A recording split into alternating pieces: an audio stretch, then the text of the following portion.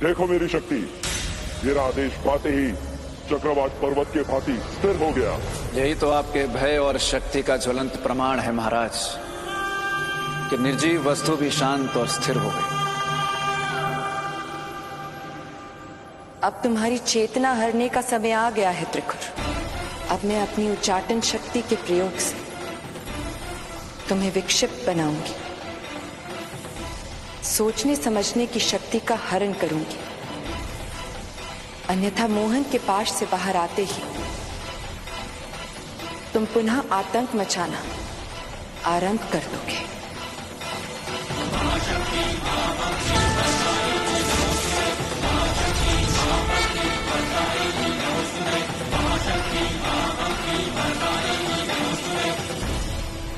क्या कहा था तुमने पुरुष? मैं ब्रह्मांड का राजा बनूंगा, परंतु मैं राजा बनकर करूंगा क्या? आपको सम्मान मिलेगा। इस संपूर्ण ब्रह्मांड के आप सबसे सम्मानित महापुरुष बन जाएंगे।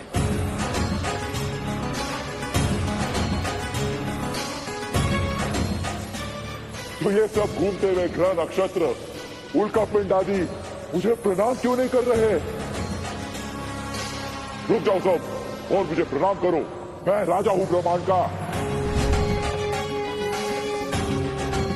हे पुरुष, ये सब सुन क्यों नहीं रहे हैं मेरी आज्ञा? यदि नहीं सुन रहे हैं तो उन्हें दंड दीजिए।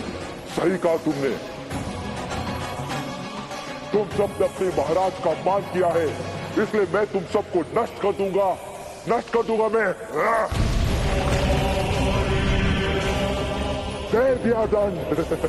अब बताओ कि क्या करूं मैं, क्या करूं मैं? अब परामर्श दाता हो तुम मेरे, परामर्श दो मुझे। तब से परामर्श ही तो दे रहा है। तो बताओ ना कि क्या करूं अब मैं? अब आप मृत्यु को प्राप्त कर लीजिए। मर जाऊं अर्थात प्राण त्याग दूं? जी महाराज, प्राण त्याग दीजिए। तो उसके लाभ बताओ। उसका लाभ यह है कि देह तो नश्वर है पर आत्मा अजर अमर है। मरने के पश्चात आप अमर हो जाएंगे और यह संसार आपको कभी नहीं भूलेगा। परंतु मरने का मार्ग क्या है? मैं मरूं कैसे? मुझे तो मरना आता ही नहीं है। उसका भी उपाय है। आप देवी बगलामुखी का स्मरण कीजिए, उनसे प्रार्थना करिए कि वो आपको स्तंभन विद्या से मृत्यु प्रदान करें। याचना और प्रार्थना त्रिकोण नहीं जानता, आदेश दूंगा मैं। बगलामुखी, मैं नहीं जानता कि तुम कौन हो और क्या कर सकती हो, परंतु यह पुरुष कहता है कि तुम मुझे मार सकती हो। तुम्हें त्रिकोण, अजय त्रिकोण तुम्हें आदेश देता है कि शीघ्र ही मुझे स्तंभित करके मार दो। त्रिकुर, अब तेरे अंत का समय आ गया है।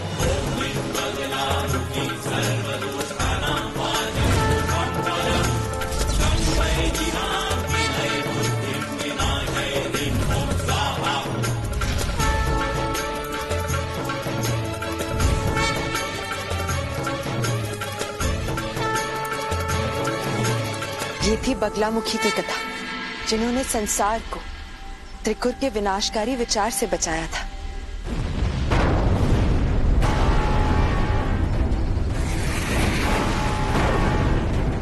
मित्र, यह अचानक अग्निपिंड कहाँ से बरसने लगा? क्या अर्थ हो सकता है इस अग्निवृष्टि का? यह 8वीं प्रलय का आरंभ है। कौन बरसा रहा है ये अग्निपिंड मित्र? प्रकृति या? नहीं मित्र, प्रकृति कभी इतनी निष्ठुर निर्मम नहीं हो सकती।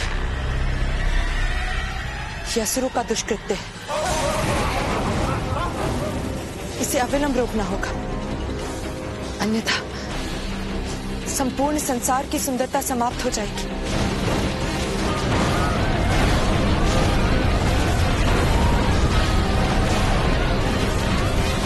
इस प्रलय के आगमन का क्या कारण हो सकता है मित्र? महाविद्या बगलामुखी की शक्ति का क्षीण होना इसका कारण है। इनको रोकने का क्या उपाय है? हमें शीघ्र ही 8वीं महाविद्या बगलामुखी को जागृत करना होगा। तब विचार मत कीजिए मित्र, उन्हें शीघ्र जागृत कीजिए। समस्या का समाधान मिल जाए तो मैं उन्हें जागृत करूंगी। जब मैं आपके साथ हूँ तब चिंता क्यों कर रही हैं? आप देवी बगलामुखी को जागृत कीजिए। मैं महारुद्र से उनके प्रकट होने की प्रार्थना करता हूँ। जानती हूँ ये संपूर्ण संसार और आपके स्वयं के संसार में बसने वाली गिरजा दोनों ही आपकी सर्वप्रिय है। मुझे पूर्ण विश्वास है महादेव, आप लेंगे अवतार महारुद्र का।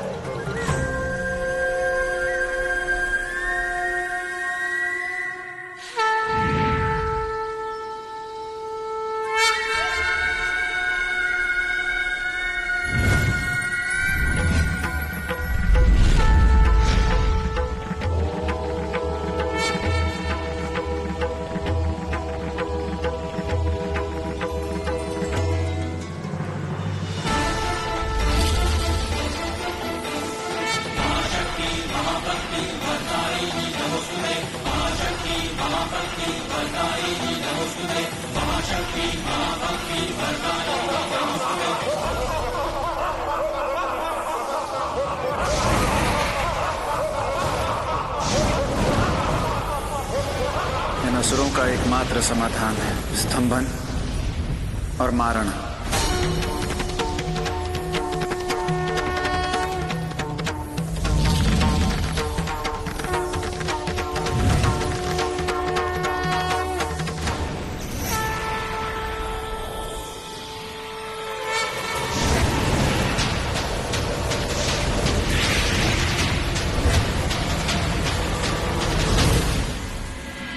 अब मैं इन पे मारण का प्रयोग करूंगी।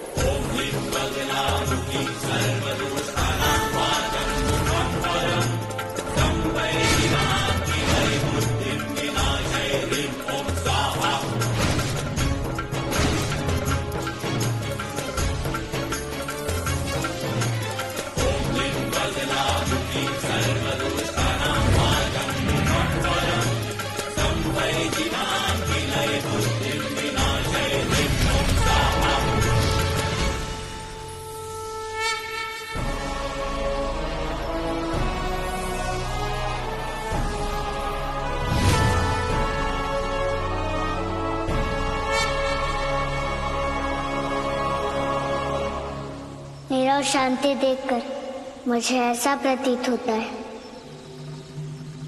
कि अब संकट टल गया। हाँ मित्र, आपके ध्यान अवस्था में जाने के कारण ये संकट तो टल गया, परंतु जो अगला संकट आएगा वो बहुत बड़ा संकट होगा। तो उसको टालने के लिए हमें किस महाविद्या को जागृत करना होगा मित्र?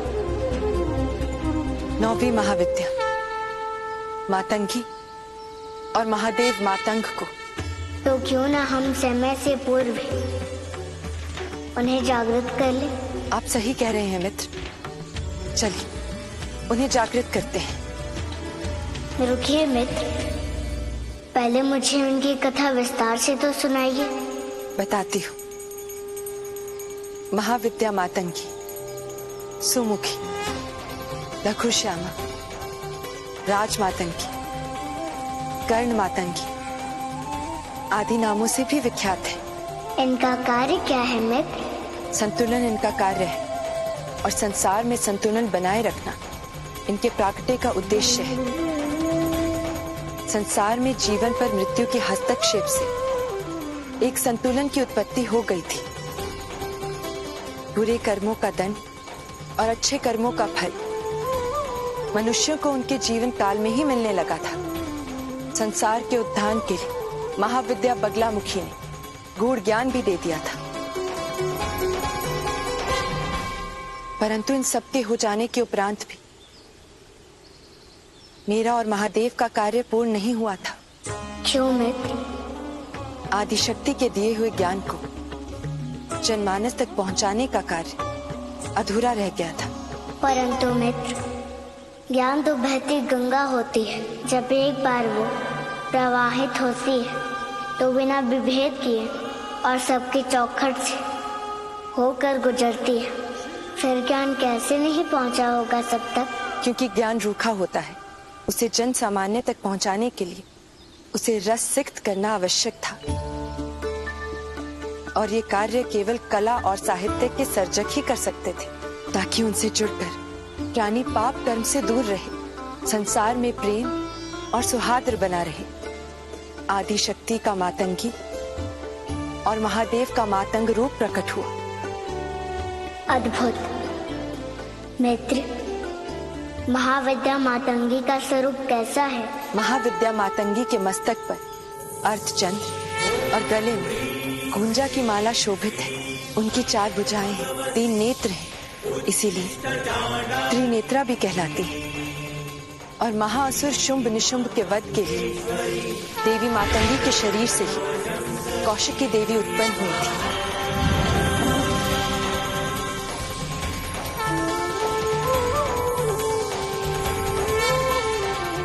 और इन समस्त स्वरूपों के साथ रहते हैं महादेव, मातंग रूप है ना मित्र? हाँ, क्योंकि बिना पुरुष प्रकृति निर्जीव है, निष्प्राण है, निष्प्रभावी है, ऊर्जाहीन है। इसीलिए महादेव सदैव हर रूप, हर स्वरूप में आदि शक्ति के साथ रहते हैं। अब तक की समस्त कथाओं से ये तो सिद्ध सत्य है कि 10 महाविद्या का हर अवतार किसी न किसी असुर के संहार के लिए प्रकट हुआ है। तो मातंग और मातंगी का स्वरूप किस असुर के संहार के लिए प्रकट हुआ था? इस बार कोई एक असुर नहीं था मित्र। एक असुर नहीं था तो? इस बार असुरों का एक विशाल समूह था, जो समाज के अलग अलग वर्ग को अलग अलग प्रकार से प्रताड़ित कर रहे थे। संपूर्ण संसार में आतंक मचा रहे थे। विशेष तौर पर समाज की स्त्रियां असुरक्षित थीं, और उनके मुखिया थे शुंभ और निशुंभ, जो सहोदर भाई भी थे। उन स्त्रियों का अपमान, उनको प्रताड़ना, जिनके विषय में ये कहा गया है, यत्र नार्यस्तु पूज्यन्ते रमन्ते तत्र देवता। सारे समाज में यही शोक व्याप्त था मित्र। शुंभ और निशुंभ ने भी तप करके वरदान प्राप्त किया था क्या, जो इतने बर्बर और शक्तिशाली हो गए थे? तप, और तप से मिला वरदान ही असुरों का मुख्य अस्त्र है। और उन्होंने भी ब्रह्मदेव को प्रसन्न करने के लिए कठोर तप किया।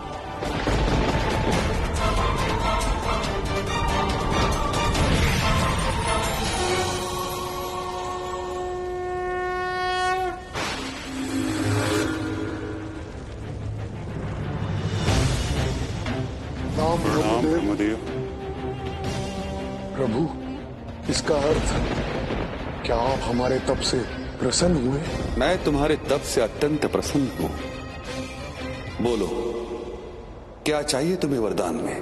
तो ठीक है ब्रह्मदेव, आप हमें यह वरदान दीजिए कि अबला स्त्री को छोड़कर दूसरा कोई भी, ना नर और ना ही नारायण, हम दोनों भाइयों को मार सके। तथास्तु।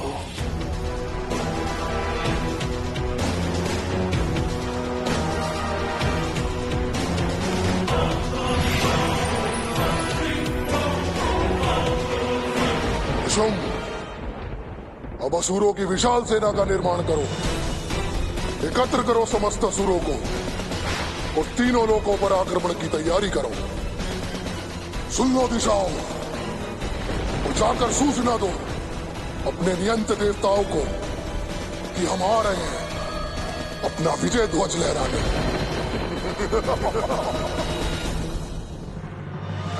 शुंभ निशुंभ ने त्रिलोक पर अधिकार कर लिया और संसार पर अत्याचार करने लगे।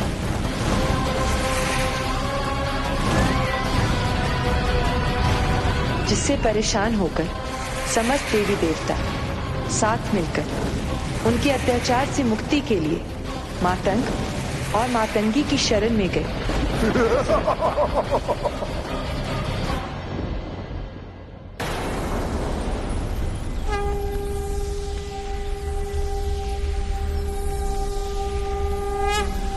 हे देवी मातंगी, संसार में चारों ओर असुर भाइयों शुंभ और निशुंभ ने त्राही त्राही मचाई हुई। संत जन, देवी देवताओं, धर्म और कर्म में आस्था रखने वाले सभी का जीना दुर्लभ हो गया है माता। माता, अब आप ही संपूर्ण संसार को इस संकट से बचा सकती है, अन्यथा इस संसार में धर्म का नाश और अधर्म का राज होगा माता।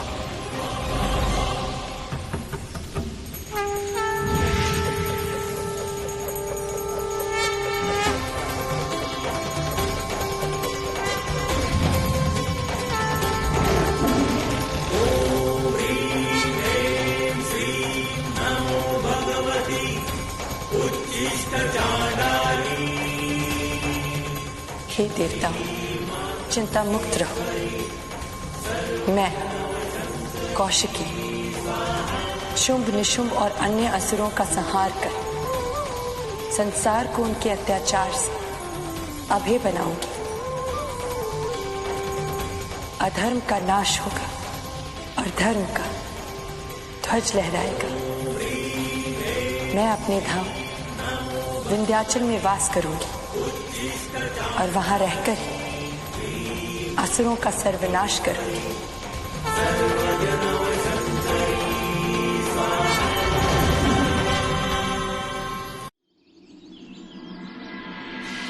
और देवी कौशिकी कुमारी कन्या के रूप में विंध्याचल पर्वत पर वास करने लगी। और एक दिन शुंभ के भेदिया असुर ने उन्हें देख लिया और जाकर उनके विषय में शुंभ निशुंभ को बताया। क्या विंध्याचल पर्वत पर? हाँ असुरराज, वहीं विंध्याचल पर्वत पर अकेली रहती है वो। उसका रूप कैसा है? अति रूपवान असुरराज। उसके नयन मानो मृग नयन हो, उसके अधर मानो कमल दल हो। फिर तो उसे पाना ही होगा। तुम लोचन, आज्ञा महाराज। शीघ्र जाओ और हमारी ओर से विवाह का प्रस्ताव दो। स्वेच्छा से माने तो ठीक, अन्यथा इसके केश पकड़कर घसीटते हुए यहाँ लेकर आओ। जो आज्ञा महाराज। और फिर धूम्रलोचन शुंभ के विवाह का प्रस्ताव लेकर देवी कौशिकी के पास विंध्याचल गया।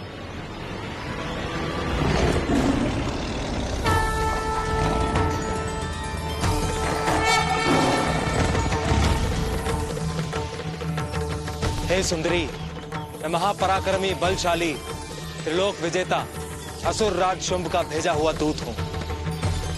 तुम्हारे लिए उनका प्रस्ताव लेकर आया। क्या प्रस्ताव लेकर आए? अपने संग तुमसे विवाह का प्रस्ताव भेजा है। तुम्हारी और उनकी जोड़ी इस पूरे संसार में अद्वितीय रहेगी। चलो मेरे साथ और उनसे विवाह कर लो। उत्तर देने में सोच विचार मत करो सुंदरी, क्योंकि असुर राज शुंभ के चरणों की दासी बनने का भी सौभाग्य सभी स्त्रियों को नहीं मिलता।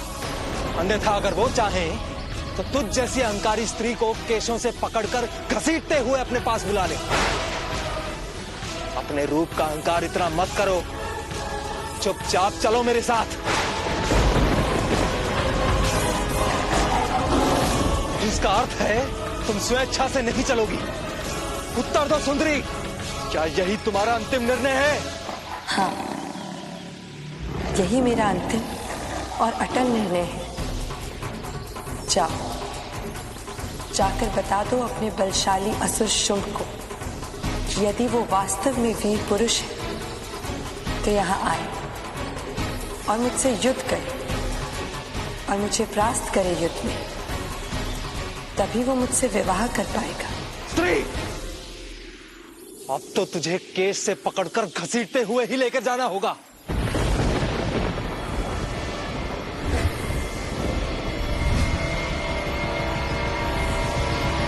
असुर सैनिकों, पकड़ लो इस अहंकारी स्त्री को और घसीटते हुए असुर राज के पास ले चलो।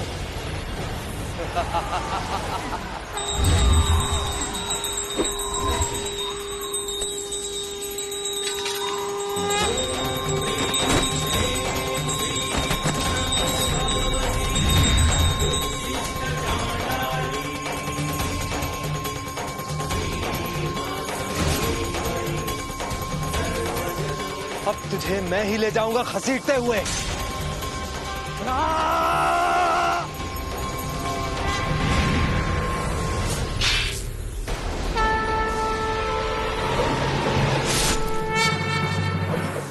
असुर सभासदों, विवाह मंडप सजवाओ, उत्सव की तैयारियां करो। हमारा वीर धूम्रलोचन शुभ समाचार लेकर आता ही होगा।